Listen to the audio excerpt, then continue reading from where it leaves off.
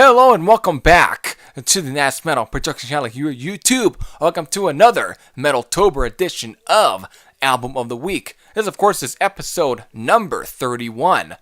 So, for this week's Spotlight, I am, of course, spotlighting an album that I actually just talked about in one of my Metaltober videos. I think it was actually a part of my Cult Metal Albums video as a part of this month. So, what is that?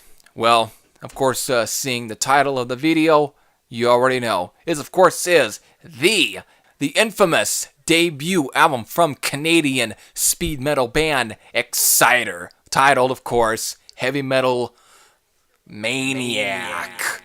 Now, this album, of course, is a great fucking album. Let's definitely kick that off right here. It's a great fucking album. When I first checked this album out back in like October 2009, I was always curious about this album, seeing their name popping up in like the Trick or Treat movie, mostly with the Unveiling the Wicked album, just seeing that cover, and that title always stuck with me. But then when I saw the artwork for their debut LP here, Heavy Metal Maniac, I was just intrigued by it. I'm just like wondering, how is that album? How the hell does that album sound? I would like to check that out. And I did. And I was completely blown away by how raw or how fuzzy and heavy the album was. It's like, and of course, the vocals from drummer Dan Beeler. Yes, the vocalist here is actually a drummer, not a bass player nor a guitar player. It's a drummer.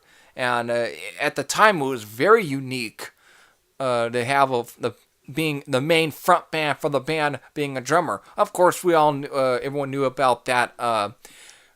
Kiss drummer Peter Criss would sing on certain songs, of course. And while at that time, of course, it was definitely new, it was just more unique to have the full band. So, I mean, the front man being of the band, or the drummer, being the front man and being the vocalist is what I'm pretty much trying to say here. And that's definitely what set Exciter apart, especially from many metal bands, of course, within their own country, Canada, being, of course, being set apart from, of course, Anvil, who was at the time, was blowing the speakers out of everyone's, home room, basically, with albums such as Hard and Heavy and Metal on Metal, of course, in the same year, 1983, Forged in Fire.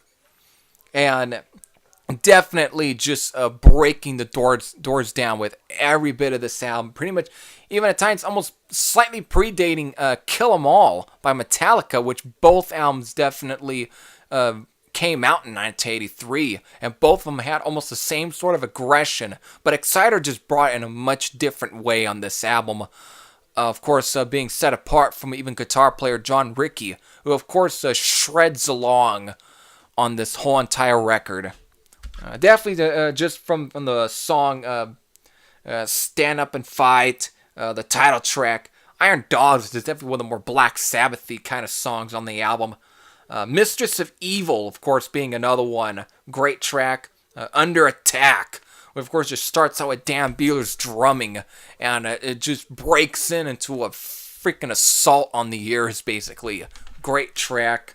Then, of course, going to Rising of the Dead. Same sort of affair. Black Witch being almost the sort of semi-ballad of the album, even though it's more so, and musically it's more similar to like Beyond the Realms of Death or The Lady Wore Black by Queensryche. It's but I don't know, you can say it's anywhere close to those songs because of Exciter pulls it off in their own unique way. And it definitely sets itself as definitely a quality track on the album. And then the album, of course, ends with Cry of the Banshee.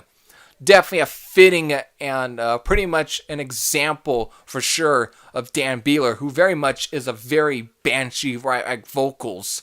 Are pretty much throughout this whole entire album, and it's definitely one of the also characteristics of Exciter's sound was pretty much Dan Beeler's vocals. Besides John Rickey's very pretty wild shredding guitar work.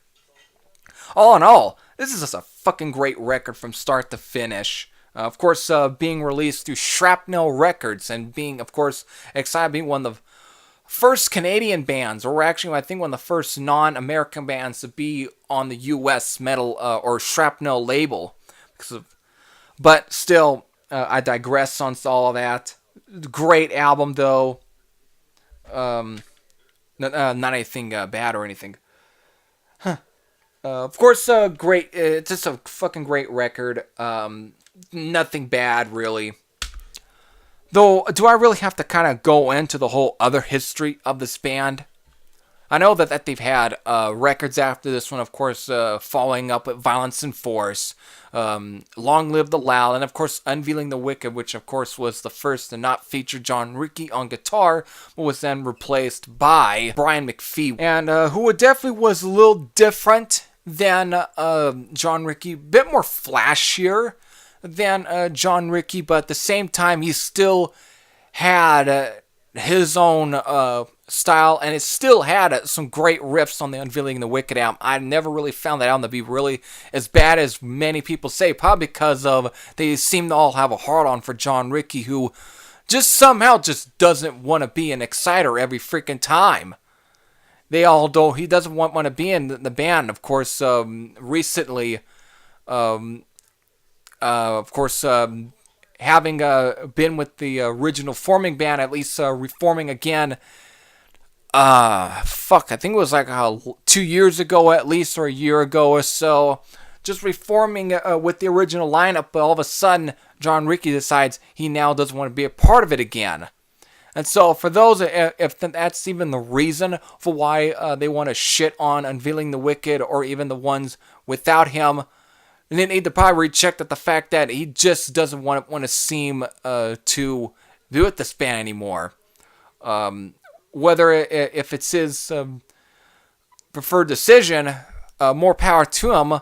But I mean, for a guy who just doesn't want to stick around too much, but also wants to reform it with a whole other different lineup, and completely kind of miss of what made some of the earlier material really pretty damn great and so unique, and ahead of the pack of mostly, of course, Dan Beehler, his vocals, it definitely is quite a bummer, really. Definitely my honest opinions there.